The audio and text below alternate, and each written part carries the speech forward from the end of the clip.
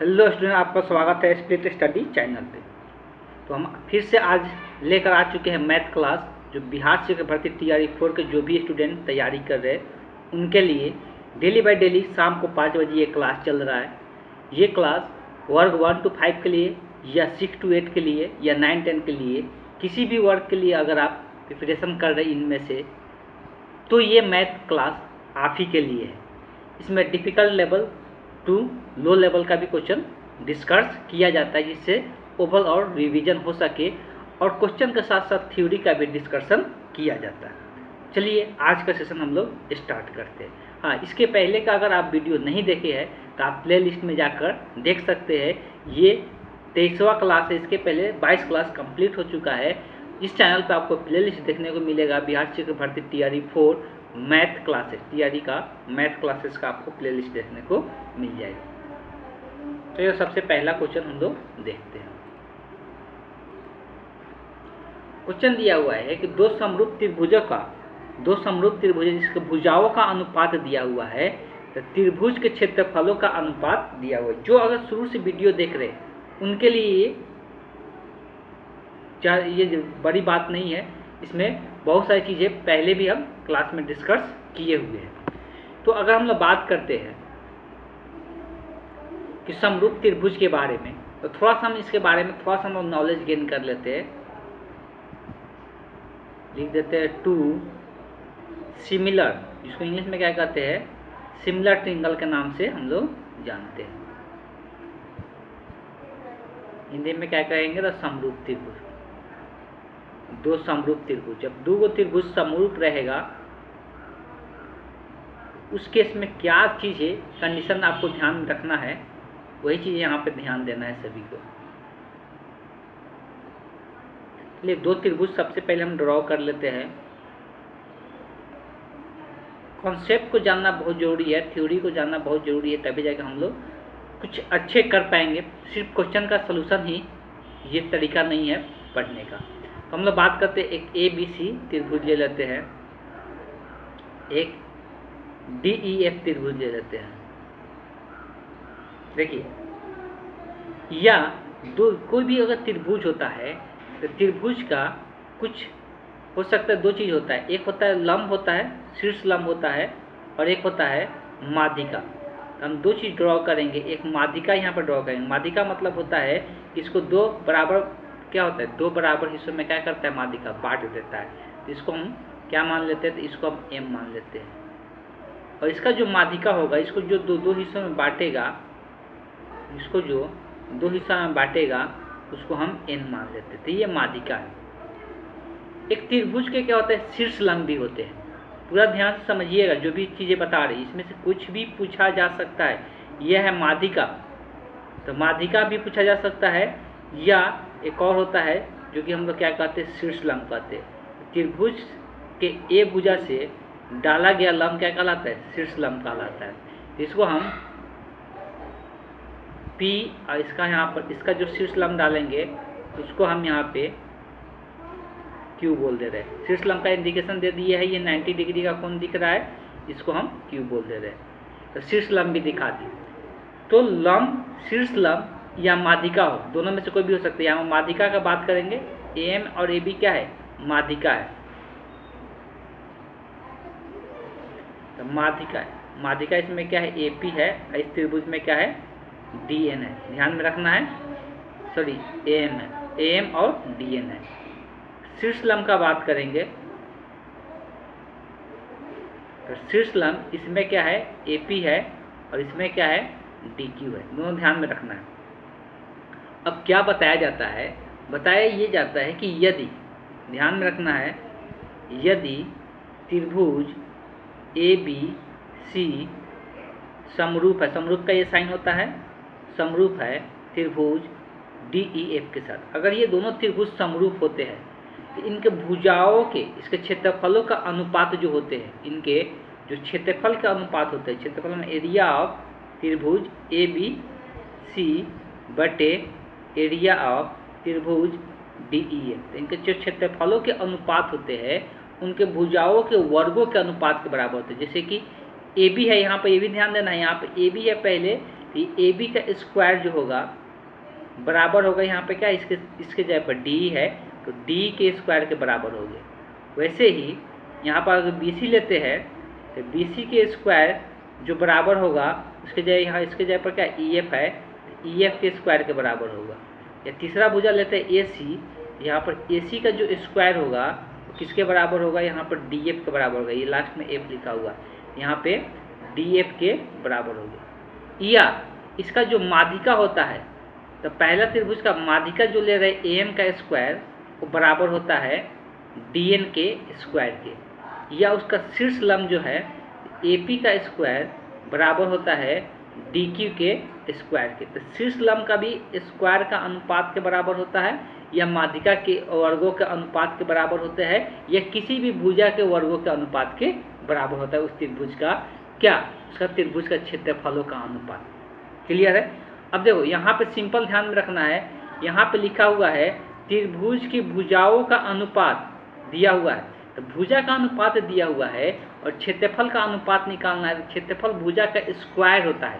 क्षेत्रफल क्या होता है, क्षेत्रफल का जो अनुपात होता है भुजा का स्क्वायर। तो सिंपल इसका क्या कर देना है, स्क्वायर कर देना है। तो दोनों का स्क्वायर कर देंगे तो 4 × 16 9 81, तो यही क्या हो जाएगा, क्षेत्रफल के अनुपात हो जाएगा। तो 16 अनुपात क्या हो जाएगा, 81 हो जाएगा। इसमें क्वेश्चन में कुछ भी नहीं है, सिंपल क्वेश्चन देखना है और टिक कर देना है। अब ये क्वेश्चन कैसे चेंज करेगा, यहाँ पर भुजा नहीं लिख के क्या लिख सकता है, तो यहाँ पर भुजा नहीं लिख के, यहाँ पर इंडिकेट कर रहे हैं, यहाँ पर भुजा नहीं लिख के लिख देगा त्रिभुज के माध्यिकाओं का अनुपात। किसका, माध्यिकाओं का अनुपात हो सकता है दिया रहे, त्रिभुज के माध्यिकाओं का अनुपात हो सकता है दिया रहे, या दिया रहेगा शीर्ष लंबों का अनुपात। किसका,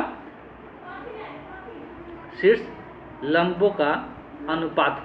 ये या तो ये लिखा हुआ हो सकता है भुजा की जगह माध्यिका या शीर्ष लंब, दोनों में से कोई भी हो सकता है, आंसर वही होगा।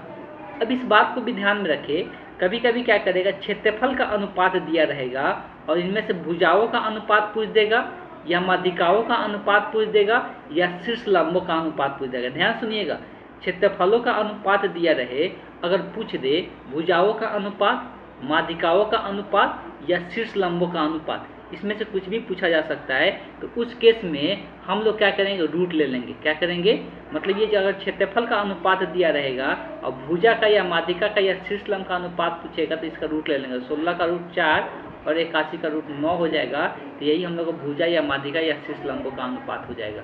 तो यही घुमा फिरा का क्वेश्चन इससे रिलेटेड देता है और इससे अलग कोई भी क्वेश्चन हम लोग को देखने को नहीं मिलेगा। पूरा क्लियर है। तो चलिए चलते हैं, हम लोग नेक्स्ट क्वेश्चन देखते हैं। आगे दिया हुआ है कि यदि ए बी और सी 3 बिंदु दिया है, संरेख है, तो इसमें से कौन सा कंडीशन सही होगा। देखिए इसका अलग अलग तरीका होता है बनाने का, आप जो तरीका अपना ले। संरेख का मतलब होता है एक ही लाइन पर 3 बिंदु है। क्या है, एक ही लाइन पर एक ही रेखा पे 3 बिंदु है। सबसे जो आसान, सबसे जो बेस्ट तरीका होता है, सबसे जो आसान और सबसे जो बेस्ट तरीका होता है, वो तरीका अपनाएंगे तो बहुत आसानी से बनेगा, वो किसी भी बिंदु के लिए अप्लाई होगा। तो क्या, तो रेखा का स्लोप। किसका, रेखा का स्लोप ऑफ ए लाइन लिखेंगे, हेडिंग डालेंगे स्लोप ऑफ ए लाइन। किसी लाइन का स्लोप हम लोग कैसे लिखते हैं, किसी लाइन का स्लोप का अगर हम बात करेंगे तो किसी लाइन का स्लोप लिखने के लिए अगर किसी लाइन पे ध्यान देना है, अगर किसी लाइन पे 2 बिंदु दिया हुआ है, अगर किसी लाइन पे 2 बिंदु दिया हुआ है, एक से x1 y1, दूसरा बिंदु जो है x2 y2 है। अगर किसी लाइन पे 2 बिंदु दिया हुआ है तो उस रेखा का जो स्लोप का फॉर्मूला होता है, क्या होता है, स्लोप को परवणता कहते हैं हम लोग हिंदी में। ठीक, तो जो स्लोप का फॉर्मूला होता है वो होता है y2 - y1 divided by x2 - x1। तो ये स्लोप का फॉर्मूला आपको ध्यान में रखना है, सबसे पहला काम। अब ये क्वेश्चन पे आ जाते हैं। अब क्वेश्चन को इसी मेथड से बनाएंगे, सबसे परफेक्ट होगा, सबसे आसान होगा। ठीक है, चलिए आ जाते हैं। अब अगर क्वेश्चन पे आते हैं तो सबसे पहले ये संरेख बोला है, मतलब एक ही लाइन पे तीनों का तीनों बिंदु क्या है, एक ही लाइन पे है। तीनों का तीनों जो बिंदु है वो एक ही लाइन पे है। 3 बिंदु हम इंडिकेट कर रहे हैं। पहला है ए जो कि है 1,2। दूसरा जो बिंदु है बी जो कि 0,0 दिया हुआ है। तीसरा जो बिंदु है सी जो कि a, b दिया हुआ है। देखिए पहले ए और बी बिंदु का यूज करते हुए स्लोप लिखेंगे। रेखा तो एक ही है तो सबका स्लोप समान होगा, तो ए और बी का यूज करते हुए स्लोप निकालेंगे और फिर बी और सी का यूज करते हुए स्लोप निकालेंगे और दोनों को दोनों स्लोप क्या होंगे, बराबर होंगे, इसलिए कि रेखा समान है। तो चलिए ए और बी बिंदु का यूज करते हुए जब स्लोप लिखेंगे तो किसी को भी, अब यहाँ पर ध्यान सुनना है, इसको भी x1 y1 मान सकते हैं या इसको x2 y2 मान सकते हैं। जब इसको x1 y1 मानेंगे तो इसको x2 y2 मानेंगे, अगर इसको हम x2 y2 मानेंगे तो इसको x1 y1 मानेंगे। इससे आंसर में कोई भी अंतर आने वाला नहीं है। पहली इस बात को ध्यान से सुन लेना है, ठीक है। तो आंसर में किसी प्रकार का कोई अंतर नहीं आने वाला है। तो अगर हम इसको x2 y2 मानते हैं, इसको x1 y1 मानते हैं, तो स्लोप क्या होता है y2 माइनस y1। तो यहाँ पर y2 की जगह 2 हो गया, y1 की जगह 0 हो गया, तो 2 माइनस क्या हो जाएगा 0 डिवाइडेड बाई यहाँ पर x2 की जगह 1 हो गया, x1 की जगह 0 हो गया, तो 1 माइनस 0 होगा, तो ये स्लोप निकल गया। यही दोनों बिंदु यूज करेंगे तो ये भी स्लोप ही निकलेगा। इसको हम x1 y1 ही मानते हैं, इसको x2 y2 मानते हैं, तो यहाँ पर y2 की जगह b हो गया, तो b माइनस क्या होगा 0 होगा, यहाँ पर क्या होगा a माइनस 0 होगा। ये दोनों स्लोप आपस में क्या होंगे, बराबर होंगे, इसलिए कि लाइन क्या है, एक ही है। अब इसको सिंप्लीफाई करेंगे तो 2 बटे क्या बचेगा 1, इसको सिंप्लीफाई करेंगे तो b बटे a हो जाएगा। ऑप्शन में देखेंगे तो a पहले लिखा हुआ है, क्रॉस मल्टीप्लिकेशन होगा, मतलब तिरिया गुना इसको ऊपर से इसका अंश का इसका हर से गुना होता है, इसका हर का इसका अंश से गुना होता है। तो 2 में a से गुना होगा 2a हो जाएगा, और 1 में b से गुना होगा b ही रह जाएगा, तो 2a बराबर क्या हो जाएगा b हो जाएगा। तो बस एग्जाम में बस यही एक लाइन लिखना है, यही एक लाइन लिख के यहाँ पर आंसर बता देना है, इसमें कुछ करना ही नहीं है। तो इस क्वेश्चन का जो करेक्ट ऑप्शन होगा, देख सकते हैं option be the correct option हो जाएगा। चलिए चलते हैं नेक्स्ट क्वेश्चन देखते हैं। आगे दिया हुआ है स्टॉक और शेयर से क्वेश्चन दिया हुआ है। स्टॉक शेयर का एक सोचे वीडियो ही हम बना देंगे कि जिससे आप किसी प्रकार कोई दिक्कत नहीं हो। फिलहाल हम लोग इस क्वेश्चन का बात करेंगे। ज़्यादातर जो शेयर का जो प्राइस होता है, एक जो शेयर का प्राइस होता है मैक्सिमम 100 ही रहता है। नहीं अगर क्वेश्चन में दिया रहता है तो हम लोग 100 ही मान के चलते हैं। अगर क्वेश्चन में नहीं दिया रहता है कि शेयर का एक शेयर का प्राइस क्या है, तो हम लोग 100, इसमें दे दिया है कि एक शेयर का जो प्राइस है कितना है 100 रुपीज़ है। और जो लाभांश मिल रहा है, जो लाभ मिल रहा है कितना प्रतिशत का मिल रहा है, 5% का लाभ मिल रहा है। और ये जो लाभ मिलता है वो एक शेयर के प्राइस पर ही मिलता है। तो अगर प्राइस 100 रुपये है, 5% का लाभ है, तो लाभ कितना का लाएगा एक शेयर पे, एक शेयर पे 5 रुपये का लाभ मिलेगा। 5% का मतलब 5 ही रुपये हो जाएगा, इसलिए 100 पर है, तो 100 पर अगर कोई भी अमाउंट ले रहा है तो परसेंटेज का मतलब तो होता ही है 100 पे। तो 100 पर अगर 5% का मतलब 5 रुपये का क्या हो रहा है, लाभ हो रहा है। तो एक शेयर पे 5% का लाभ हो रहा है, मतलब 5 रुपये का लाभ हो रहा है। अब कुल लाभांश का बात करेंगे, उसको कितना रुपये कुल लाभांश हो रहा है, तो 65 रुपये हो रहा है। तो एक शेयर पे 5 रुपये का लाभ हो रहा है और कुल 65 लाभ हुआ है, तो उसको शेयर की संख्या कितना होगा। तो नंबर ऑफ शेयर का बात करेंगे कि वो शेयर उसके पास है कितना। अगर 65 रुपये का लाभ कमा रहा है तो वो कितना शेयर बेच रहा है। तो अभ्यास है कि अगर 65 रुपये का लाभ, एक शेयर का मूल्य 5 रुपये है और एक शेयर पर 5 रुपये का उसको मुनाफा हो रहा है, तो 65 रुपये का कुल मुनाफा हुआ है, मतलब उसके पास कितना शेयर था। तो 65 बटे क्या करेंगे 5 कर देंगे, ये कट के कितना बचेगा 13, मतलब उसके पास शेयरों की संख्या कितना था 13 था। शेयर की संख्या कितना हो गया 13 हो गया, तो उसको कुल शेयर की संख्या 13 था। अब बेसिकली पूछा जा रहा है कि उसका बाजार मूल्य कितना है। 100 रुपये का शेयर प्राइस है, कंपनी रखा है प्राइस कितना 100 रुपया, 100 रुपये कंपनी ज़्यादातर रखता है लोग, लेकिन बाजार में वो कितने में बिक रहा है, कितना में वो बिका कि उसको 65 रुपये का क्या हुआ लाभ हुआ। तो बेसिकली वो बाजार मूल्य पे अगर बात करेंगे तो वो निवेश कितना किया था, तो निवेश किया था कितना 1430 रुपये का निवेश था व्यक्ति का। तो आज बाजार मूल्य शेयर का था कितना, 5 रुपये का तो लाभ हो रहा है ठीक है, लेकिन बाजार मूल्य शेयर का क्या है। तो शेयर का बाजार मूल्य हम लोग पता करेंगे, इसलिए बाजार में अलग अलग प्राइस पर बिकता है। कंपनी भले बोल दिया है कि उसको 100 रुपये शेयर का प्राइस कितना है 100 रुपये, लेकिन बाजार में अलग अलग दामों पर उसका क्या होता है प्राइस होता है। वो कंपनी के फीचर्स पर डिपेंड करता है उसका बाजार मूल्य कितना होगा। कभी कभी 100 रुपये से कम भी बाजार मूल्य होता है, कभी कभी ज़्यादा भी होता है। ठीक है, तो दोनों प्रकार से देखा जाता है, लेकिन लाभ हुआ है तो अभी से कि बाजार मूल्य 100 रुपये से ज़्यादा ही होगा।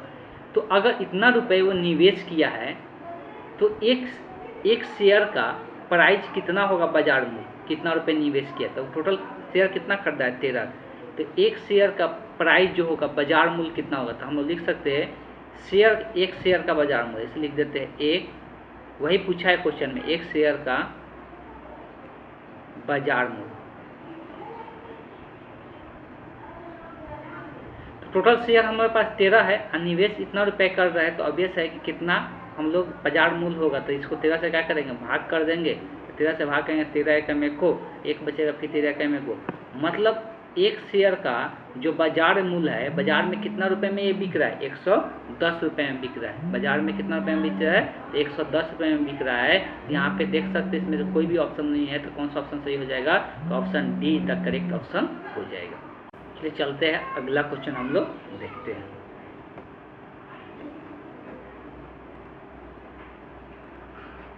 अगला क्वेश्चन दिया हुआ है कि यदि किसी वृत्त के परिधि एक वर्ग के परिधि के बराबर है तो उनके क्षेत्रफलों का अनुपात क्या होगा। देखो, क्षेत्रफल निकालने के लिए बेसिकली हमको चाहिए क्या, वृत्त के क्षेत्रफल निकालने के लिए उसका त्रिज्या चाहिए और वर्ग का क्षेत्रफल निकालने के लिए उसके क्या भुजा चाहिए, एक भुजा। तो अगर हम लोग सबसे पहले परिधि बराबर दिया हुआ है दोनों का, सबसे पहले लिखते हैं हम, ये तो पता ही होगा वृत्त गोलाकार होता है, वर्ग कैसा होता है, जिसका चारों भुजा क्या होता है, बराबर होता है, प्रत्येक कोण 90 डिग्री होता है। तो अगर इसको हम क्वेश्चन को लेते हैं तो लिख देते हैं एक तरफ वृत्त की परिधि जो है बराबर है, वर्ग का परिमाप लिखा जाता है, परिधि भी लिख सकते हैं, तो वर्ग के परिधि के, तो वृत्त के परिधि जो होता है 2πr होता है, जो वर्ग के परिधि होता है 4 गुने भुजा होता है, 4 गुने भुजा होता है। ठीक है, यहाँ पे पहले दोनों का अनुपात निकाल लेते हैं। तो अब सबसे पहले अगर पाई का हम मान रख देते हैं सबसे ज़्यादा अच्छा रहेगा, तो 2 गुने पाई का मान कितना होता है, 22/7 होता है, इंटू r बराबर 4 इंटू a। जो कटने वाला है काट सकते हैं, 2 से ये कटेगा 2 मरतबे, 2 से 22 कटेगा 11 मरतबे। तो हमको क्षेत्रफल का अनुपात बोला है, तो पहले वृत्त लिखा हुआ है, तो वृत्त का क्षेत्रफल ऊपर में रहेगा और वर्ग का क्षेत्रफल नीचे में रहेगा।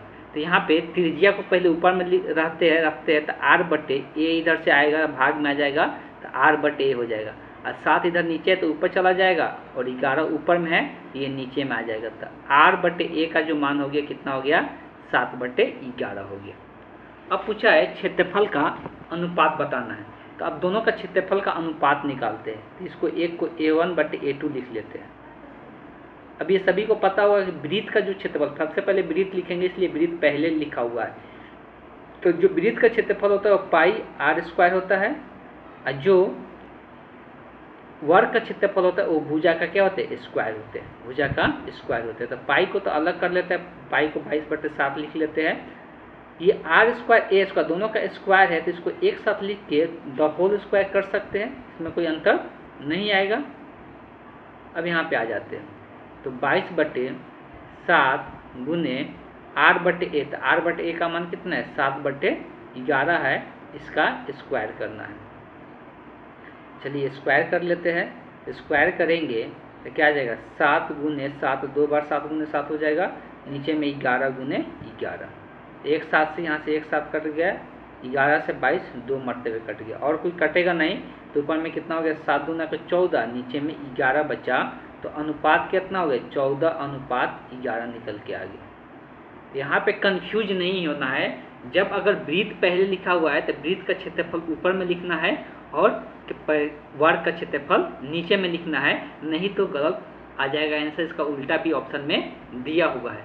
इस क्वेश्चन का जो करेक्ट ऑप्शन होगा, option A the correct option हो जाएगा। फिर चलते हैं नेक्स्ट क्वेश्चन देखते हैं। क्वेश्चन दिया हुआ है कि m के पावर n बराबर 32 है और m और n धनात्मक पूर्णांक है, तो n के पावर m गुने n ज्ञात करना है। सबसे पहले यहाँ पे ध्यान ये देना है कि अगर m के पावर n दिया हुआ जिसका मान क्या है 32, तो 32 को भी कुछ पावर के रूप में लिखना है।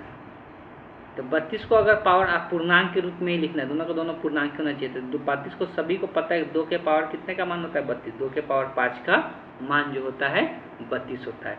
अब अगर दोनों तरफ कंपेयर करेंगे तो m की जगह क्या है, तो m की जगह है 2 और n की जगह पावर में कितना है 5 है, तो n की जगह हो गया 5। अब जिसका मान निकालना है उसके पास आते हैं n के पावर m गुने n करना है। तो पहले n का मान कितना है 5 रख दिए, इसका जो पावर होगा तब पावर में m गुने n करना है, मतलब 2 गुने क्या करना होगा 5 करना होगा।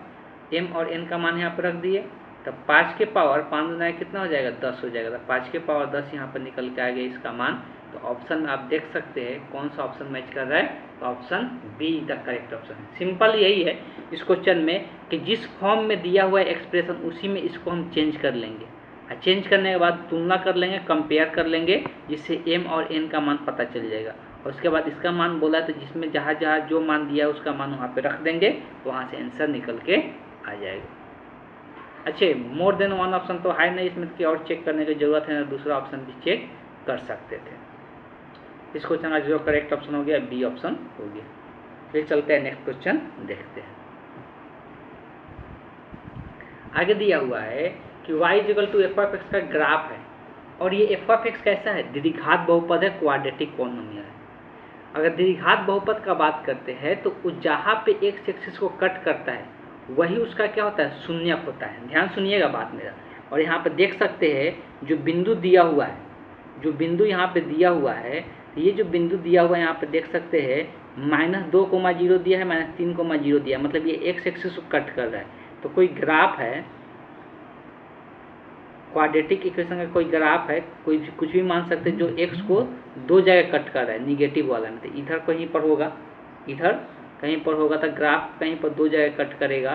तो ये ग्राफ कहीं पर 2 जगह, ये कंफर्म नहीं है कि ऐसा ही होगा, लेकिन हो सकता है ये 2 जगह कट कर रहा है। एक जो कट कर रहा है -3,0 पे, और एक जो कट कर रहा है -2,0 पे। तो ये ग्राफ को 2 जगहों पे कट कर रही है। जो ये कट कर रहा है एक्स एक्सिस को, यही इसका क्या होता है द्विघात बहुपद का शून्यक होता है। तो ये अगर जहाँ जहाँ एक्स एक्सिस को कट करता है, मतलब जिस एक्स के मान पर ये जो ग्राफ का मान 0 हो जाता है, मतलब y का मान क्या होता है जिस x के मान पर, मतलब यहाँ पर y का मान क्या हो जा रहा है 0 हो रहा है x बराबर -3 पर, और y का मान 0 हो रहा है x बराबर -2 पर। जिस x के मान पर जब वो ग्राफ का मान 0 होता है तो वही उसका क्या कहलाता है शून्यक कहलाता है। बस यही एक कॉन्सेप्ट याद रखना है। तो कोई भी द्विघात बहुपद होता है तो जो शून्यक होता है, तो यहाँ से पहला जो शून्यक होगा इसको अल्फा मान सकते हैं, 2 शून्यक होता है द्विघात बहुपद का, और ये बीटा हो गया। और किसी भी द्विघात बहुपद का जब शून्यक पता होता है, किसी भी द्विघात बहुपद का शून्यक पता होता है, तो द्विघात बहुपद हम लोग कैसे लिखते हैं, इसके लिए फार्मूला दिया जाता है द्विघात बहुपद लिखने का, x² minus alpha plus beta into x plus alpha into beta. बस यही ध्यान में रखना है फार्मूला द्विघात बहुपद लिखने का, जब अल्फा और बीटा इसका शून्यक पता रहे तब। तो अल्फा का मान -3 हो गया, बीटा का मान -2 हो गया। तो जब इसमें रखेंगे x² माइनस अल्फा का मान -3, बीटा का मान -2 इंटू एक्स, प्लस में गुना होगा -3 गुने -2। अब इसी को सिंप्लीफाई करना है। तो x² -3 -2 कितना -5 हो जाएगा, आगे में माइनस है तो माइनस माइनस प्लस हो जाएगा, तो प्लस 5x हो जाएगा। ये दोनों माइनस में गुना होगा तो 3 गुना कितना प्लस में हो जाएगा 6। यही हम लोग का द्विघात बहुपद बनेगा। अब ऑप्शन से मैच करके देख सकते हैं। बस यही चीज़ यहाँ पर याद रखना था, और ये चीज़ कॉन्सेप्ट को समझना था कि जहाँ पर एक्स एक्सिस कट करता है द्विघात बहुपद का, वही उसका क्या होता है शून्यक होता है, जो एक्स का मान होता है। तो एक्स का मान जो होता है, जहाँ पे y का मान 0 होता है, ये भी बोल सकते हैं, वही x क्या कहलाता है शून्यक कहलाता है। और शून्यक को हम अल्फा और बीटा से दर्शाते हैं। तो द्विघात बहुपद का शून्यक अगर पता है तो द्विघात बहुपद लिखने का ये सूत्र होता है, जो कि आपको ध्यान में रखना है। ऑप्शन से मैच करेंगे तो कौन सा ऑप्शन मैच कर रहा है, तो option D the correct option हो जाएगा इस क्वेश्चन का। चलिए चलते हैं नेक्स्ट क्वेश्चन देखते हैं। लिखा है यदि प्रथम n प्राकृतिक संख्याओं का माध्य 3n/5 है तो n का मान बताए। देखिए सबसे पहले तो ये आपको पता होना चाहिए प्रथम n प्राकृतिक संख्याओं का योग कितना होता है। तो हम लिखते हैं प्रथम n प्राकृतिक संख्याओं का योग। तो प्रथम n प्राकृतिक संख्याओं का योग का जो फॉर्मूला होता है क्या होता है, n into n plus 1 divided by 2 होता है। दूसरा होता है प्रथम n प्राकृतिक संख्याओं के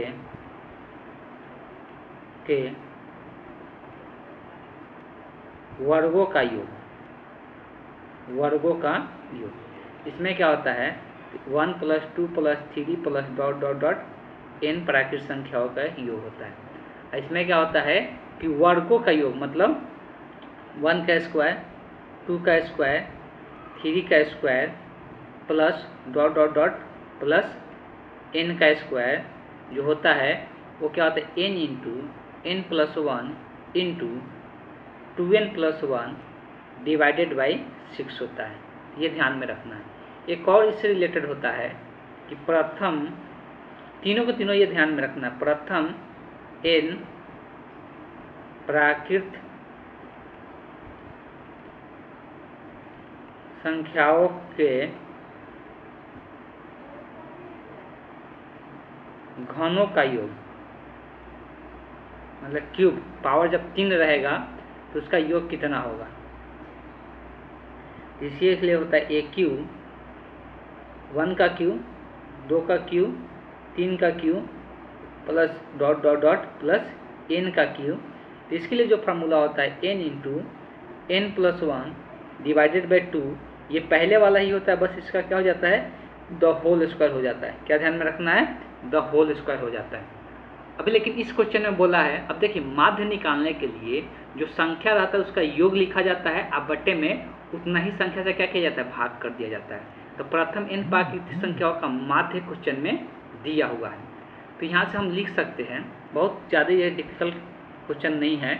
तो हम प्रथम n प्राकृतिक संख्याओं का माध्य, तो माध्य पहले निकालना है। तो माध्य का मान क्वेश्चन में ही दे दिया है, कितना है 3n/5 है।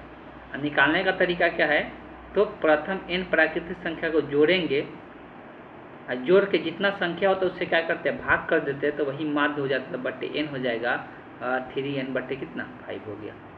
अब जब इसको सिंप्लीफाई करेंगे तो ऊपर वाला का योग अभी हम यहाँ पर लिखे, तो ऊपर वाला को लिख सकते हैं n इंटू n प्लस 1 और डिवाइडेड बाई में 2 लिख सकते हैं। नीचे में पहले से यहाँ पे n है तो n लिख दिए, बराबर 3n/5 हो गया। ये n से n कट गया। अब इसको क्रॉस मल्टीप्लिकेशन त्रिज्या गुना कर दो, तो 2 में 3n से गुना होगा, 5 में n प्लस 1 से गुना होगा। तो 2 में 3n से गुना होगा तो 6n हो जाएगा, और 5 में n प्लस 1 से गुना होगा तो 5n, और प्लस में 1 में 5 से गुना होगा तो 5। हमको n का मान निकालना है, तो 5n को इधर लेकर 6 में से 5 को n घट जाएगा तो 1 n बचेगा। तो n का मान यहाँ से क्या निकल के आ गया, 5 निकल के आ गया। बस ये चीज़ें आपको ध्यान में रखना है, ये तीनों फार्मूला आपको ध्यान में रखना है। तो इस तरह से इसको चाहिए पार्ट उसका है, ध्यान में रखना है, ये लिख लेना है या स्क्रीनशॉट लेके रख लेना है। तो इस क्वेश्चन का फिलहाल जो करेक्ट ऑप्शन हो रहा है, कौन सा हो रहा है, तो option be the correct option हो रहा है। और यहाँ से ये इम्पॉर्टेंट है, ये बार बार इस प्रकार का क्वेश्चन पूछा जा रहा है, इसलिए ये आपको रट लेना है। और ये एक बार नहीं है, 2-3 बार इस प्रकार का क्वेश्चन बीपीएससी शिक्षक भर्ती में पूछ लिया गया है, ध्यान में रखना है आपको। ये तीनों फार्मूला भी ध्यान में रखना है। इसलिए चलते हैं नेक्स्ट क्वेश्चन हम लोग देखते हैं। आगे है कि एक ठोस लंब वृत्ताकार शंकु, एक ठोस लंब वृत्ताकार शंकु है, उसकी ऊंचाई के मध्य से 2 भागों में इसको काट लिया जाता है। ठीक है, पहले ध्यान में रखना है, जो क्वेश्चन में जैसे बोला है वैसे हम लोग देखेंगे। क्वेश्चन में जैसे बोला है वैसे हम लोग पहले देखेंगे। तो शंकु का आकृति सबसे पहले बनाते हैं। शंकु का सभी को पता है, कोन के जैसा होता है, कोन को ही शंकु कहते हैं हिंदी में। और ये हम लोग क्या करते हैं, खाते हैं आइसक्रीम के रूप में कोन को। ये हम लोग का क्या है, शंकु है। फिलहाल इस शंकु का अगर त्रिज्या का बात करते हैं तो त्रिज्या को अगर हम यहाँ पे r मानते हैं और ऊंचाई को h मानते हैं। थोड़ा सा ध्यान देना है, ऊंचाई को h लिखते हैं। अब यहाँ पे क्या किया जा रहा है, आधा ऊंचाई से, मतलब इसका जो बीच होगा, ये जो बीच होगा यहीं से इसको क्या किया जा रहा है, काटा जा रहा है, यहीं से इसको काट के निकाला जा रहा है।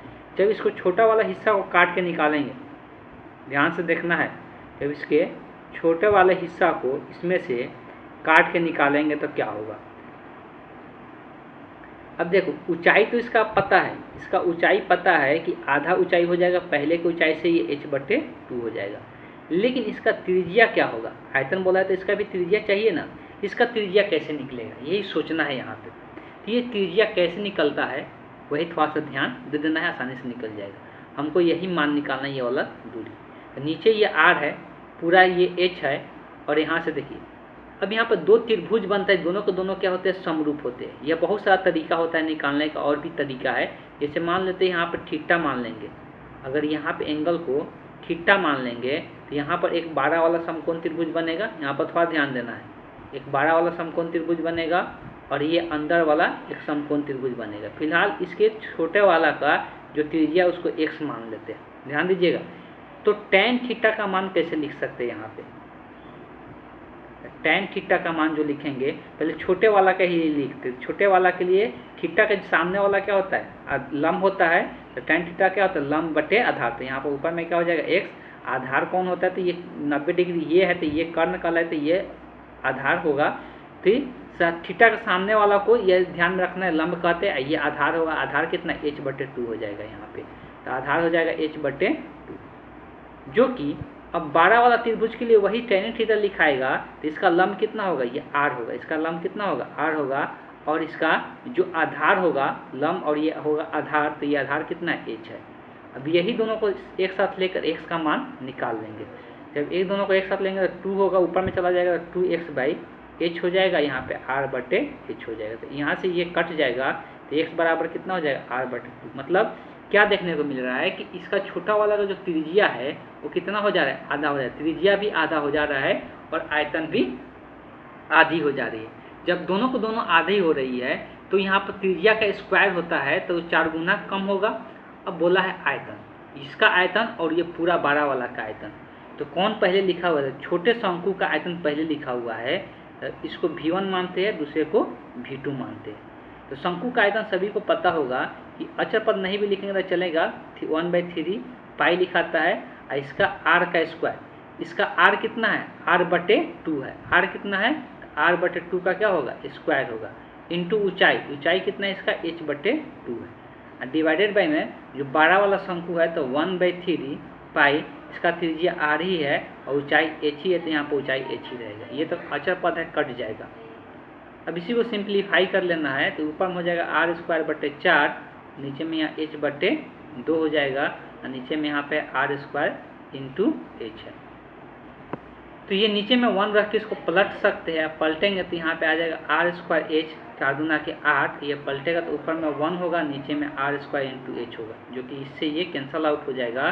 तो अनुपात देख सकते हैं कितना आ गया, ऊपर में 1 तो 1:8 निकल के आ गया।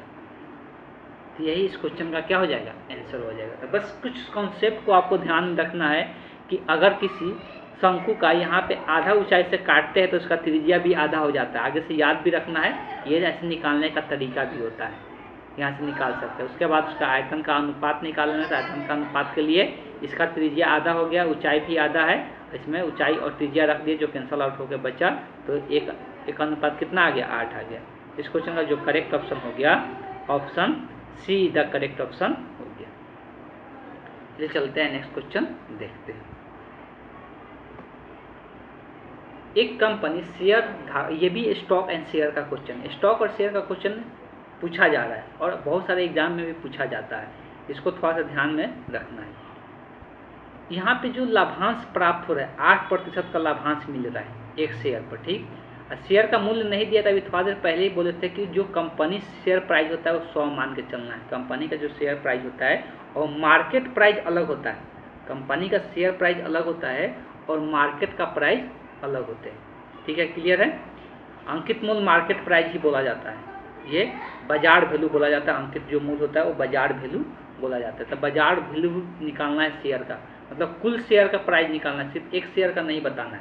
तो सबसे पहले हम शेयर की संख्या जानेंगे कितना है। अगर 8% का लाभ हो रहा है एक शेयर पे, अब लिखा हुआ है इसको टोटल लाभांश कितना हुआ है, टोटल लाभ कितना हुआ है 2840 रुपये। तो अभी थोड़ा देर पहले लिखा है, निकाले थे नंबर ऑफ शेयर कि शेयर की संख्या कितना है। तो एक शेयर पर जो पैसा 100 पर अगर 8 रुपये का फायदा होता है तो 8 ही लिखाएगा, मतलब कि 8 रुपये का फायदा बोला जाएगा 100 पर, तो 100 पर 8 रुपये का बेनिफिट हो रहा है। ठीक है, तो एक शेयर पर अगर लाभांश 8 रुपये है, 100 पर ही निकलेगा, 100 पर तो 8% का मतलब ये है कि 8 रुपये है। तो एक शेयर पे अगर लाभांश 8 रुपये है, टोटल लाभ इसको इतना हुआ है, तो टोटल शेयरों की संख्या निकालना है। तो ऑब्वियस है कि जितना रुपये लाभ हुआ है उसको 8 से क्या कर दे, भाग कर दे। जब 8 से भाग करेंगे तो 8 तरीके 24 हो गया, कितना बचेगा, तो 4, 8 × 5 = 40, और फिर से 4 बचेगा तो 8 × 40। तो टोटल शेयर की जो संख्या निकला वो कितना है, 355 है। ठीक है, अब देखो अंकित मूल्य का मतलब है कि शेयर का कुल कीमत कितना है। अंकित मूल्य का मतलब है शेयर का कुल कीमत कितना है। ये अंकित मूल्य का मतलब बाजार मूल्य नहीं होता है, हम उस टाइम गलती बोल दिए।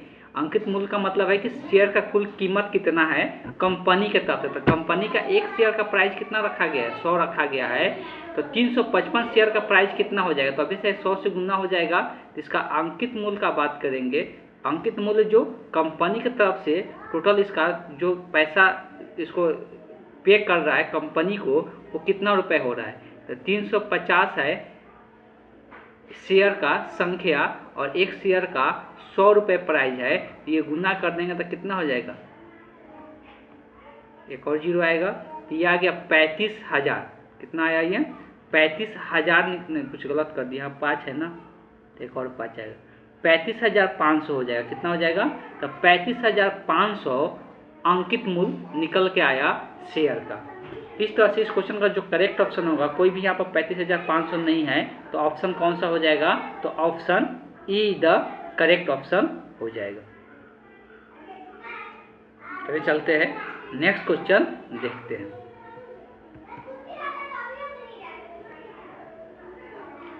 अब अगर यहाँ पर बात करेंगे 45 डिग्री प्लस थीटा, और यहाँ पर दिया है 45 डिग्री माइनस थीटा, यहाँ पे साइन है और यहाँ पे कॉस है। इसका तरीका बहुत सारा है। थीटा का कोई भी मान रख के हम लोग ऑप्शन से मैच करा सकते हैं। थीटा का कोई भी मान रख के एक तरीका है, थीटा का हम लोग क्या करें, थीटा को 0 डिग्री कर देते हैं। जब थीटा का 0 डिग्री करेंगे तो ये साइन 45 बचेगा, और साइन 45 का मान होता है 1/√2, और फिर माइनस यहाँ पर थीटा की 0 करें तो कॉस 45 बचेगा, और कॉस 45 का मान होता है 1/√2। तो ये कट के क्या हो जाएगा, 0 बच जाएगा। मतलब थीटा का मान 0 डिग्री पर ये पूरा मान कितना आ रहा है, 0 आ रहा है। तो अब इस हिसाब से अगर हम लोग बात करते हैं, यहाँ पे थीटा का मान अगर यहाँ पर 0 रखते हैं तो साइन 0 क्या होगा, 0 होगा। लेकिन अब ये जरूरी नहीं है कि हर एक मान के लिए सही हो। तो इसका एक और तरीका है, यहाँ पर ध्यान देंगे तो ये एंगल एक दूसरे के क्या है, पूरक है। कैसे पता चला पूरक है, पूरक का मतलब कॉम्प्लीमेंट्री एंगल। जब दो कोणों का योगफल 90 डिग्री होता है तो वो क्या होता है, पूरक कोण होता है। जब दो कोणों का योगफल 90 डिग्री होता है तो पूरक कोण होता है। ध्यान रखें कि अगर sine theta minus cos sine alpha और कॉस बीटा दिया हुआ है, और ये एक दूसरे कोण क्या है, पूरक हो, मतलब अल्फा प्लस बीटा का मान कितना हो, 90 डिग्री हो, तो ये हमेशा क्या होगा, 0 के बराबर होगा। कैसे होता है, तो कुछ पूरक कोण के बारे में जानकारी ले लें। त्रिकोणमितीय टेबल में बताया जाता है जो साइन थीटा होता है वो बराबर होता है कॉस 90 डिग्री माइनस थीटा के, मतलब साइन कॉस के पूरक होते हैं। यहाँ पर थीटा और 90 डिग्री माइनस थीटा को जोड़ेंगे तो क्या होगा, हमेशा ये दोनों 90 डिग्री के बराबर होगा, इसलिए थीटा थीटा कट जाएगा, 90 बचेगा, तो ये पूरक कोण कहलाता है। तो ये एक दूसरे के क्या होते हैं, बराबर होते हैं। तो वही कहने का मेरा मतलब ये है कि जब ये कोण इसके पूरक है, जब ये कोण इसके पूरक है, तो ये साइन थीटा और ये कॉस थीटा एक दूसरे के क्या होंगे, बराबर होंगे। और जब बराबर होंगे तो सेम संख्या में जब सेम संख्या घटाते हैं तो ये हमेशा क्या होगा, 0 होगा। मतलब थीटा के किसी भी मान के लिए यह हमेशा क्या होगा, 0 होगा। इस बात को ध्यान में रखना। यहाँ पर फिर से यहाँ पे इंडिकेट करते हैं साइन और कॉस। जब यहाँ पे साइन और कॉस बराबर होते हैं, जब ये एंगल एक दूसरे के क्या होते हैं, पूरक होते हैं। तो यहाँ पर भी एंगल पूरक है, पूरक कोण कैसे पता चल रहा है, दोनों का योगफल कितना होना चाहिए, 90 डिग्री होना चाहिए। तो जब जोड़ेंगे इसको तो थीटा थीटा कट जाएगा और 90 प्लस 90 कितना हो जाएगा, 45 कितना हो जाएगा, 90 हो जाएगा। तो ये एंगल एक दूसरे के पूरक है, इसलिए ये साइन और ये कॉस एक दूसरे के यहाँ पे क्या होंगे, बराबर होंगे। और जब बराबर होंगे तो एक में से दूसरा घटेगा तो आंसर क्या होगा, हमेशा इसके आंसर जो होगा वो 0 हो जाएगा। बस यही कॉन्सेप्ट याद रखना है। और इसको एक और तरीका भी होता है बनाने का, वो भी चाहे तो बता सकते हैं। फिलहाल यहाँ पर सबका पूरक याद रखना है कि कॉस थीटा, इसको साइन कॉस का पूरक होता है साइन 90 डिग्री माइनस थीटा लिख सकते हैं। उसी प्रकार से जो tan होता है कॉट का पूरक होता है, तो कॉट 90 डिग्री माइनस थीटा होता है। जो कॉट थीटा होता है वो tan का पूरक होता है, जो कॉट थीटा होता है वो tan का पूरक होता है। तो tan 90 डिग्री माइनस थीटा होता है। जो सेक होता है वो कॉसेक का पूरक होता है, तो कॉसेक का हो जाएगा 90 डिग्री माइनस थीटा होता है। जो कॉसेक होता है वो सेक का पूरक होता है, तो ये सेक 90 डिग्री क्या हो जाएगा, थीटा हो जाएगा। तो एक दूसरे का ये पूरक एंगल आपको ध्यान में रखना है। तो इस तरह से इस क्वेश्चन का जो करेक्ट ऑप्शन होगा, option A is the correct option हो जाएगा। चलिए आज का सेशन को यहाँ पे एंड करते हैं। नेक्स्ट क्लास में हम लोग आगे क्वेश्चन डिस्कस करेंगे।